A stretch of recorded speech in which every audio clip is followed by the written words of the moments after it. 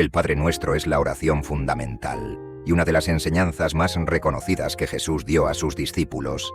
Tiene un mensaje oculto que muchos de los cristianos no conocen o no saben interpretar, el cual habla del pasado, presente y futuro de todo creyente en la fe cristiana. Es tan importante que es recitada por millones de personas alrededor del mundo y de ella emanan bendiciones, promesas e inclusive profecías. Esta oración encapsula aspectos clave de la fe cristiana y secretos que a continuación podrás descubrir. A lo largo de este video, desglosaremos el Padre Nuestro, versículo por versículo, explorando su significado, sus referencias a otras partes de la Biblia y su relevancia en la vida cristiana. Esta reflexión será amplia y detallada para que puedas obtener una comprensión completa y profunda de esta oración esencial. Texto del Padre Nuestro, Mateo 6:9 a 13. Padre nuestro que estás en los cielos, santificado sea tu nombre. Venga tu reino, hágase tu voluntad, como en el cielo, así también en la tierra. Danos hoy el pan nuestro de cada día, y perdónanos nuestras deudas, como también nosotros perdonamos a nuestros deudores. Y no nos metas en tentación, mas líbranos del mal, porque tuyo es el reino, y el poder, y la gloria, por todos los siglos. Amén. 1. Padre nuestro que estás en los cielos. Padre nuestro. El comienzo del Padre Nuestro establece inmediatamente una relación íntima y personal entre Dios y el creyente. Al dirigirse a Dios como Padre, Jesús introduce una relación de familiaridad y amor. En el Antiguo Testamento, aunque Dios es referido como el Padre de Israel, Deuteronomio 32:6, Isaías 63:16, la invocación directa de Dios como Padre no es común. Jesús, sin embargo, lo usa frecuentemente. Mateo 5:45, Juan 20:17. Indicando una relación filial que invita a los creyentes a ver a Dios no solo como el Todopoderoso, sino como un Padre amoroso. Este término también refleja la adopción espiritual que los creyentes reciben en Cristo. Romanos 8:15 dice: «Porque no habéis recibido el espíritu de esclavitud para estar otra vez en temor, sino que habéis recibido el espíritu de adopción, por el cual clamamos, Abba, Padre». Aquí, Abba es una palabra aramea que significa papá, subrayando una relación profundamente personal y afectuosa. Que estás en los cielos. La frase que estás en los cielos nos recuerda la trascendencia de Dios. Aunque es cercano como un padre, también es el Dios soberano del universo, cuyo trono está en los cielos. En Isaías 66:1, Dios declara: «El cielo es mi trono, y la tierra el estrado de mis pies». Este reconocimiento de la majestad y autoridad de Dios sitúa al creyente en una posición de reverencia y humildad, reconociendo que aunque Dios es cercano, también es el Rey del cielo y de la tierra. 2. Santificado sea tu nombre. El significado de santificado. Santificar significa hacer santo, reverenciar o considerar algo como sagrado. Cuando pedimos que el nombre de Dios sea santificado, estamos reconociendo la santidad inherente de Dios y deseando que su nombre sea reverenciado y glorificado en todas partes. En Levítico 11:44, Dios dice: «Yo soy Jehová vuestro Dios, vosotros, por tanto, os santificaréis y seréis santos, porque yo soy santo». Esta santidad de Dios es una de sus características más destacadas, y es algo que los creyentes deben reflejar en sus vidas. 1 Pedro 1:16. La santificación del nombre de Dios también se refiere a vivir de una manera que honra y respeta su santidad, no solo en palabras, sino también en acciones. Tu nombre. En la Biblia, el nombre de Dios no es solo una etiqueta, sino que representa su carácter, su naturaleza y su reputación.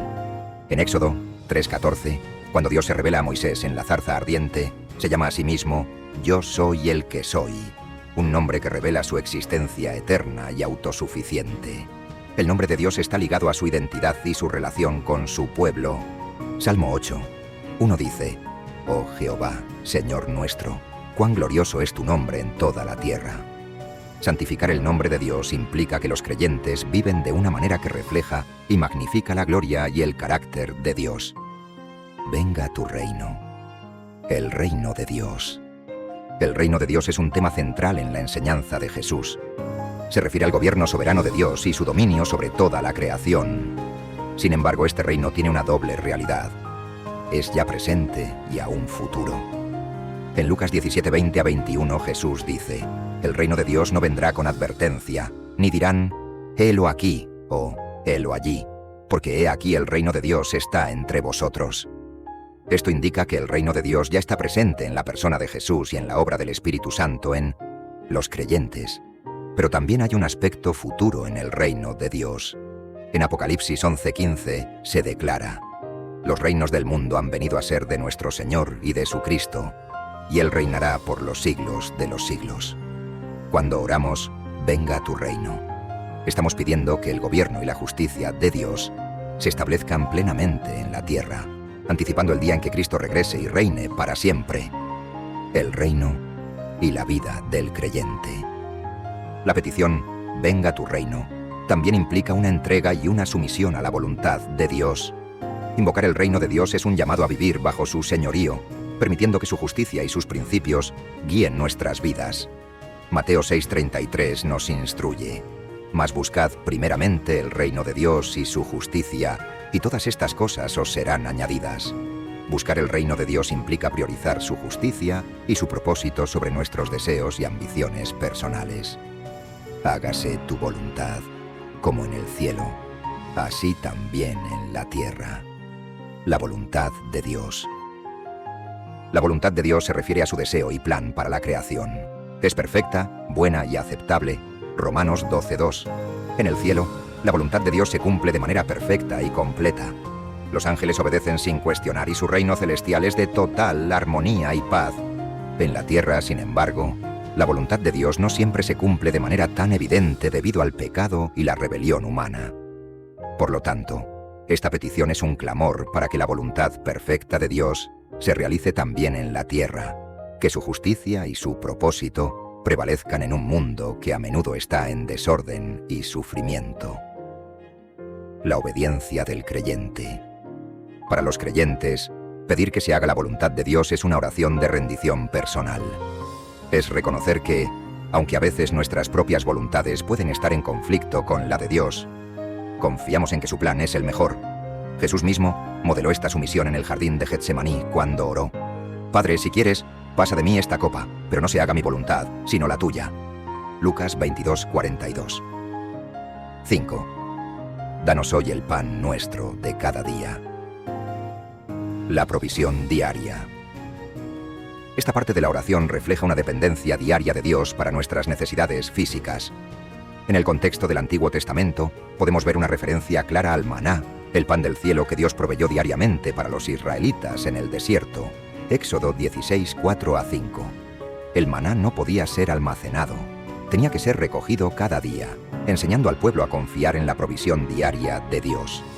En un sentido más amplio, esta petición también nos recuerda la necesidad de confiar en Dios para todas nuestras necesidades cotidianas, no solo físicas, sino también espirituales y emocionales. Filipenses 4:19 promete: y mi Dios suplirá todo lo que os falta conforme a sus riquezas en gloria en Cristo Jesús. Esto subraya la suficiencia de Dios para proveer todo lo que necesitamos. El pan como símbolo espiritual. El pan también puede ser visto como un símbolo del alimento espiritual. Jesús se refiere a sí mismo como el pan de vida, en Juan 6:35. Jesús les dijo: yo soy el pan de vida. El que a mí viene nunca tendrá hambre, y el que en mí cree no tendrá sed jamás. Así, esta petición no solo es una solicitud por sustento físico, sino también por el sustento espiritual que solo Cristo puede proporcionar. 6. Y perdónanos nuestras deudas, como también nosotros perdonamos a nuestros deudores. El perdón divino.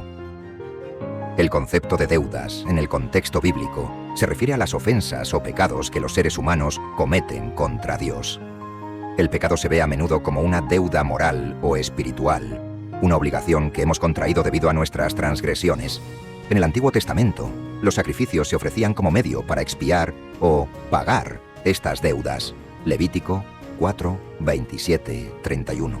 Sin embargo, en el Nuevo Testamento, Cristo es presentado como el sacrificio definitivo que cancela todas las deudas de pecado. Colosenses 2, 13, 14.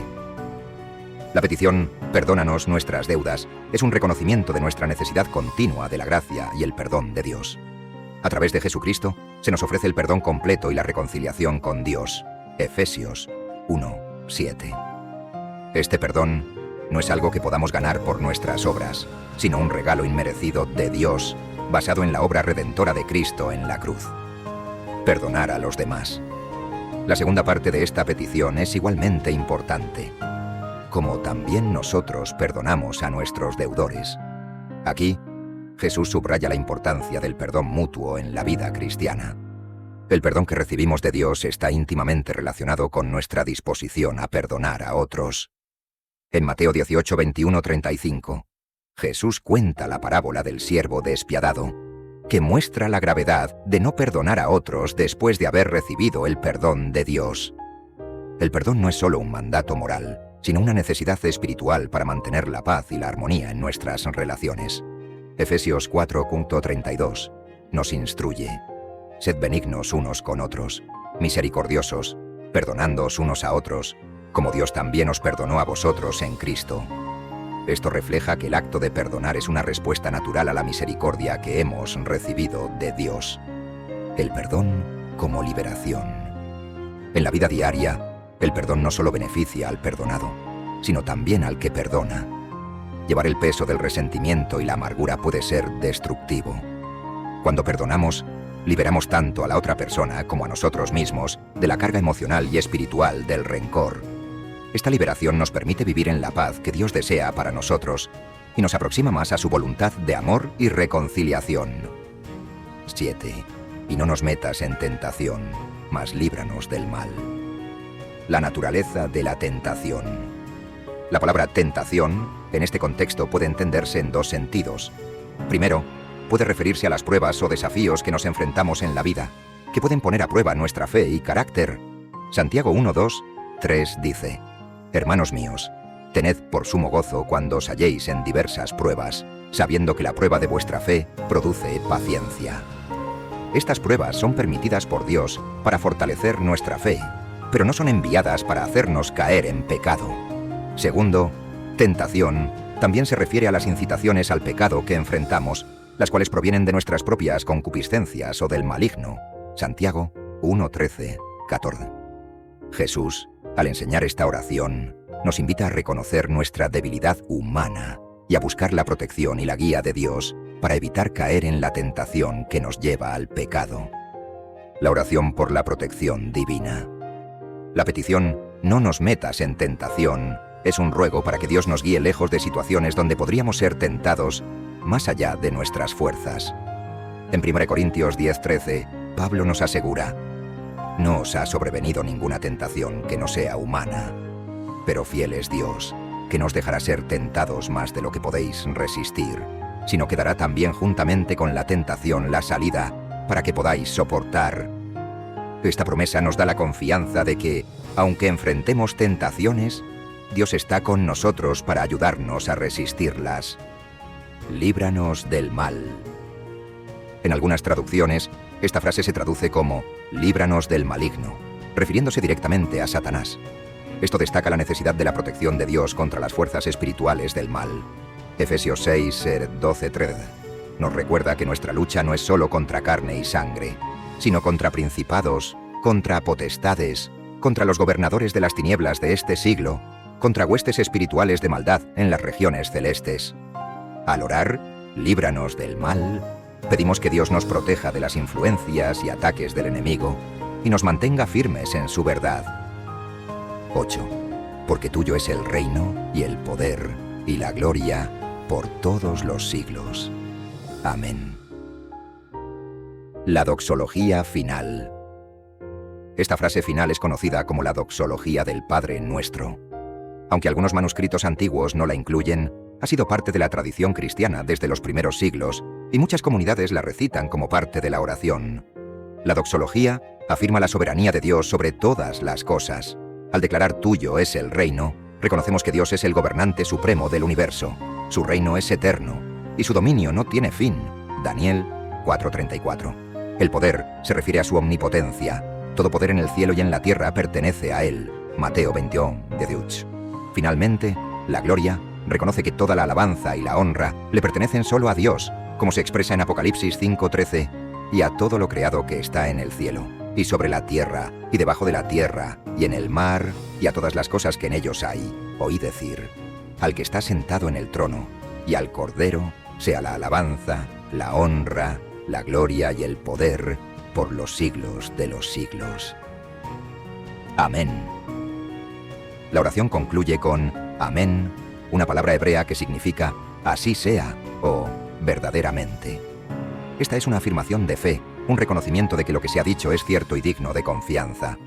El amén finaliza la oración con una confirmación de que estamos de acuerdo con todo lo que hemos pedido y declarado, y confiamos en que Dios lo cumplirá según su voluntad perfecta.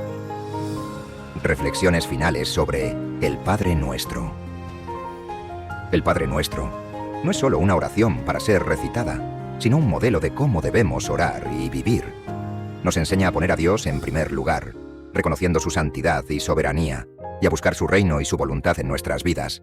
Nos llama a depender de Dios diariamente, tanto para nuestras necesidades físicas como espirituales, y a vivir en una relación de perdón y reconciliación con los demás. Finalmente, nos recuerda nuestra necesidad constante de la protección y la guía de Dios para vivir de acuerdo con su voluntad en un mundo lleno de tentaciones y maldad. Esta oración encapsula la esencia del discipulado cristiano. Una vida vivida en comunión con Dios, en sumisión a su voluntad y en amor hacia los demás. En cada petición y declaración encontramos un llamado a una vida de fe profunda, humildad y dependencia en Dios, que nos guía y nos sostiene en nuestro caminar cristiano. Conclusión.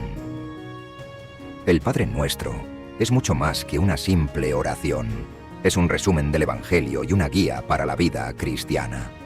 Cada frase nos invita a profundizar en nuestra relación con Dios, a vivir en su presencia y a reflejar su amor y su justicia en el mundo. Al meditar en estas palabras y al hacerlas parte de nuestras vidas diarias, nos alineamos con la voluntad de Dios y participamos en la realización de su reino en la tierra. En la rica tradición de la Iglesia, esta oración ha sido un pilar de la fe cristiana, uniendo a los creyentes de todas las denominaciones y generaciones en una declaración común de fe y devoción. Al recitarla, no solo repetimos palabras, sino que participamos en una tradición viva que conecta a los cristianos de todo el mundo con la enseñanza de Jesús y con la esperanza del reino de Dios.